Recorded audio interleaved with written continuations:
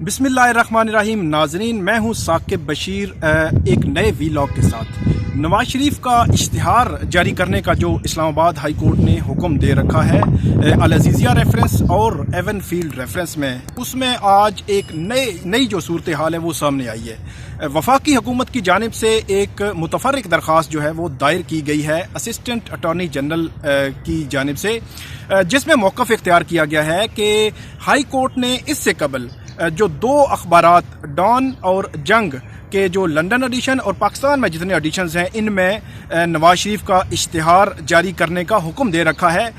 वफाकी हुकूमत ने अपनी दरख्वास्त में कहा है कि इसके अलावा लंदन बेस्ड जो बैनुल अक़वामी अखबारात हैं, गार्जियन और डेली ग्राफ, उसमें भी इश्तिहार जो है जारी करने की दरख्वास्त जो है वो अदालत से की गई है कि इजाज़त दी जाए कि उन अखबारात में भी इश्तिहार जारी किया जाए।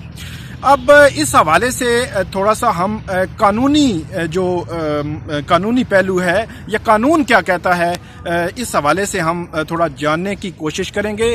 हमारे साथ इस्लामाबाद के सीनियर वकील फौजदारी में एक महारत रखते हैं कैसर इमाम साहब मौजूद हैं। उनसे हम पूछेंगे कि कानून क्या कहता है, क्योंकि ये चेमगोइयाँ भी हैं कि ये शायद जो फेडरल गवर्नमेंट है उसकी ख्वाहिश है या कानूनी जो बैकिंग है इस जो दरख्वास्त दायर हुई है इसमें मौजूद है। जी कैसर इमाम साहब, ये बताइएगा कि जो फेडरल गवर्नमेंट ने ये स्टांस लिया है कि दो और अखबारात में भी इश्तिहार जारी किया जाए, तो आप ये बता दें कि जो इश्तिहार जारी करने का मामला है, इसमें सिर्फ कोर्ट की या बेंच की सेटिस्फेक्शन ही काफ़ी होती है या जो प्रोसिक्यूशन है या जो फेडरल गवर्नमेंट या कोई भी हुकूमत है उसका भी इसमें इंटरेस्ट होता है? ये कानून इसके हवाले से क्या कहता है? शुक्रिया साकिब साहब इस अहम नुक्ते के ऊपर मुझसे एक पॉइंट ऑफ व्यू लेने का।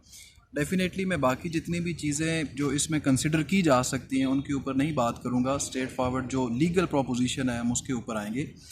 जो चैप्टर 6 है CRPC का, चूँकि नैब के ऊपर CRPC एज सच एप्लीकेबल है, वो डील करता है किसी भी बंदे को उसकी अटेंडेंस प्रोक्योर करना अदालत के सामने, be that a witness, be that an accused. कोई भी ऐसा बंदा जिसको अदालत ने बुलाया है, अगर वो नहीं आता तो फिर उसकी अटेंडेंस को कैसे प्रोक्योर किया जाएगा।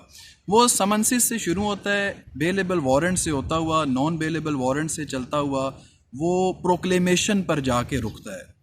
इस सारी प्रोसीडिंग्स के अंदर सबसे अहम बात यह है कि satisfaction of the court is necessary.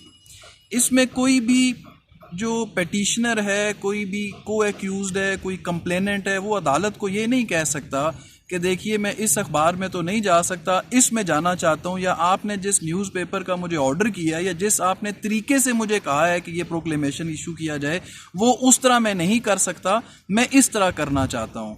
ये स्पेसिफिक जो नवाज शरीफ साहब वाला केस है, इसके अंदर जब अदालत ने अपने ऑर्डर में ये कह दिया कि दो अखबारात के अंदर प्रोक्लेमेशन इशू किया जाए और उनको बाय नेम मेंशन कर दिया, तो मैं ज़ाती तौर पर समझता हूँ कि ये ख्वाहिश तो हो सकती है, लेकिन कानूनी तौर पर ऐसा मेरे इल्म की हद तक नहीं है कि जिसमें एक CM मूव करने के बाद ये कहा जाए कि इनमें तो हम देंगे अदालत के हुक्म के मुताबिक, साथ हमारी ख्वाहिश है कि इनके अंदर भी ऑर्डर कर दिया जाए कि हम इसके अंदर भी दें। बिकॉज जो नेक्स्ट स्टेप है वो यही है कि प्रोक्लेमेशन की जो सफिशेंसी और सेटिस्फेक्शन है वो जब कोर्ट की होगी तो वो फिर प्रोक्लेम्ड ऑफेंडर डिक्लेयर करेंगे एंड देन माइट भी वो नेक्स्ट स्टेप में जाएं अटैचमेंट ऑफ प्रॉपर्टीज़ के हवाले से। तो this all process relates to court.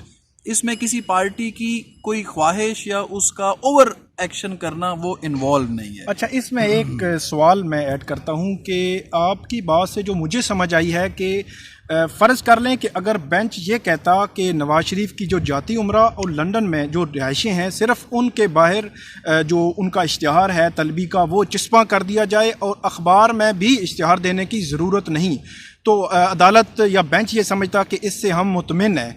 तो आपका जो बात मुझे समझ आई है कि इससे सिर्फ बेंच का जो सेटिस्फेक्शन है, जो जजेस की सेटिस्फेक्शन है या कोर्ट की सेटिस्फेक्शन है, वो ही सिर्फ रिलेट करती है। वो कैसे होगी वो भी उन्होंने डिटरमिन करना होता है। यही आप कहना चाह रहे हैं? बिल्कुल एग्जैक्टली मैं यही कह रहा हूँ, लेकिन सिर्फ इसमें मैं इतना ऐड करूंगा कि कोर्ट की satisfaction in line with the relevant provision of law, ताकि कोर्ट की सेटिस्फेक्शन जो है वो भी इंडिपेंडेंट टू स्टैच्यूट नहीं है, वो with in the four corners of statute है। तो उसको ऑब्जर्व करते हुए अदालत कोई भी जो ऑर्डर करती है उस स्टैच्यूट की प्रोविजन के अंदर रहते हुए, that would definitely be on the satisfaction of the court. उसमें कोई एडिशन किसी पार्टी की तरफ से आई कांट से कि लॉ उसको बैक करता है कि वो अपनी मर्जी के मुताबिक कोई एडिशन करवाना चाहे। जी बहुत शुक्रिया कैसर इमाम साहब। कैसर इमाम साहब ने जो इस मामले में जो कानून क्या कहता है इस हवाले से हमारी रहनुमाई की।